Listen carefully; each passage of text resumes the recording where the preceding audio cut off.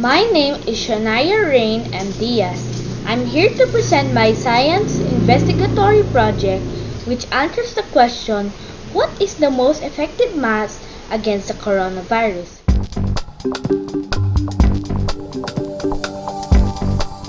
Introduction. When the coronavirus, also known as COVID-19, was declared a not worldwide pandemic, different precautionary measures is being suggested to eliminate or slow the transfer disease. The World Health Organization includes face masks in the recommendations for slowing the spread of the virus.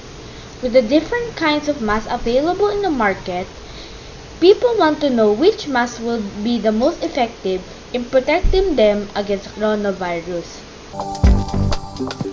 Statement of the problem. The main problem is, what is the most effective mask against the coronavirus?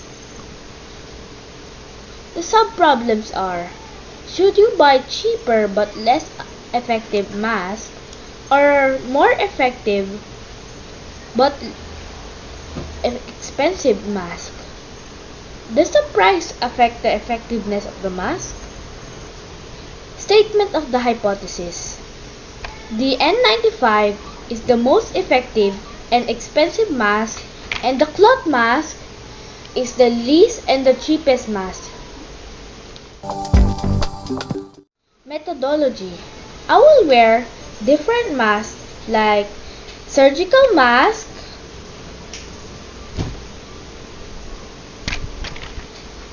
N95 mask, and cloth mask. Then, I will light a candle and then I will try to extinguish the flame by blowing it 3 times to see if there was a difference.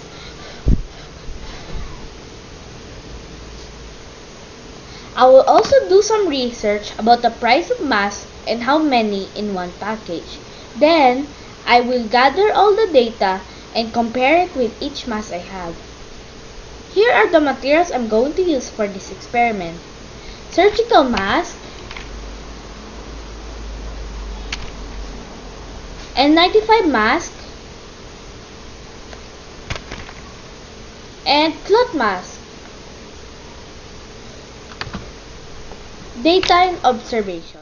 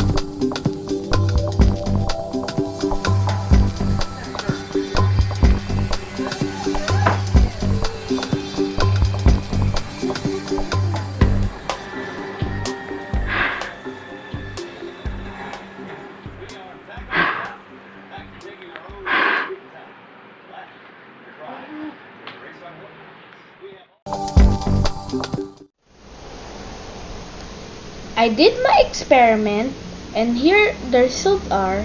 First, the characteristics of the candle when extinguished. The candle was not extinguished by the N95 mask. The candle was not extinguished with the surgical mask. The candle was not extinguished by the cloth mask from Miniso. Next, the characteristics of the fire when blown.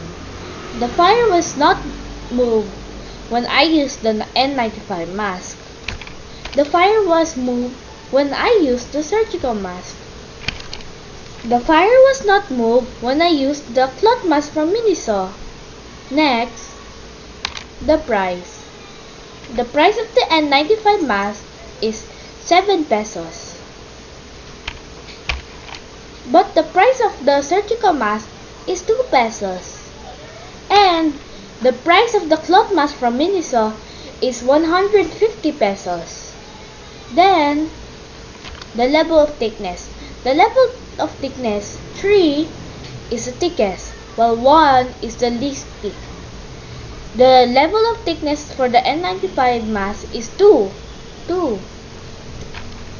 The level of thickness for the surgical mask is 1. The level of thickness for the cloth mask from Miniso is 3.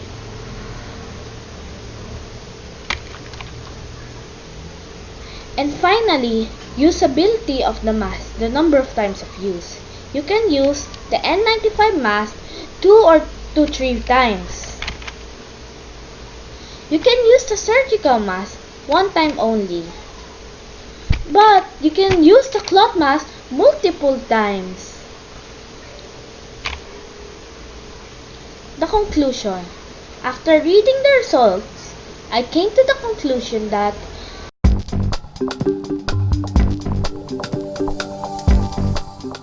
three masks are effective enough to contain the air so that it would not extinguish the candle. The N95 and the cloth mask from Miniso is effective enough to contain air so that the fire did not move. The price affects the thickness and reusability of the mask. Since as observed, the higher the price, the higher the level of thickness and the reusability of the mask.